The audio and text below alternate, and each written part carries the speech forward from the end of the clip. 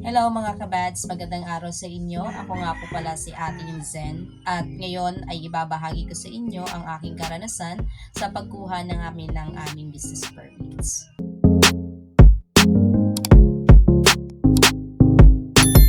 Bago tayo magsimula, please don't forget to like, subscribe, and keep on watching. Nahanap mo na ba ang business na para sa iyo at sa palagay mo ay panahon na para kumuha ka ng inyong business permits? Well, naitanong ko ito kasi ganun din yung karanasan ko. After years na nag-ooperate kami gamit lang ang barangay certificate, ay naisipan ko na nga na kumuha na ng aming business permits. At ang una namin ginawa ay nirehistro muna namin ito sa DTI. Madali lang naman yung process kasi pwede na rin makapagbayad ng permits through online. Next ay kumuha ako ng BMBA certificate para mababa nga lang ang tax na babayaran natin since small business pa lang naman tayo. At pagkatapos kong asikasuhin ang aming DTI at BMBA certificate ay pumunta na nga ako sa Quezon City Hall upang magtanong ng mga requirements sa pag-a-apply ng mayor's permit or business permits. Pagpunta ko sa City Hall ay nalaman ko nga na isa sa mga requirements nila ay kailangan nila ng tax declaration if in case naman na sarili mo yung pwesto. So, sa case namin, hindi siya applicable since nakashared lang kami sa house ng mother ko at doon namin itinayo yung aming business. Ngayon, ang problema is wala pang tax declaration na ini-issue ang aming NGC.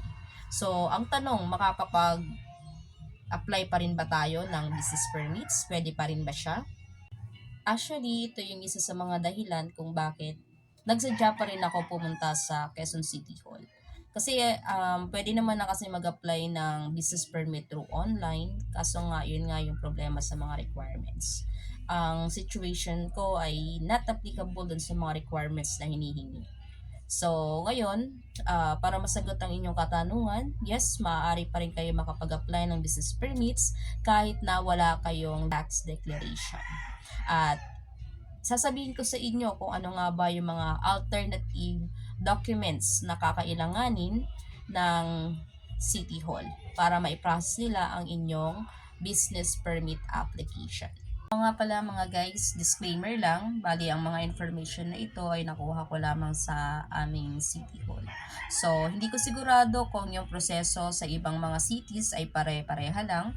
Mas maganda pa rin na pumunta kayo sa inyong City Hall para magtanong ng tamang information or documents based doon sa mga requirements nila sa pag-apply ng business permits.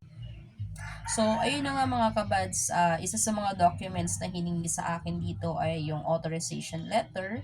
Itong authorization letter na ito ay isang kasulatan na nagsasabi na itong may-ari ng property na ito ay pumapayag na gamitin mo ang portion ng kanilang property para pagtayuan mo ng iyong negosyo.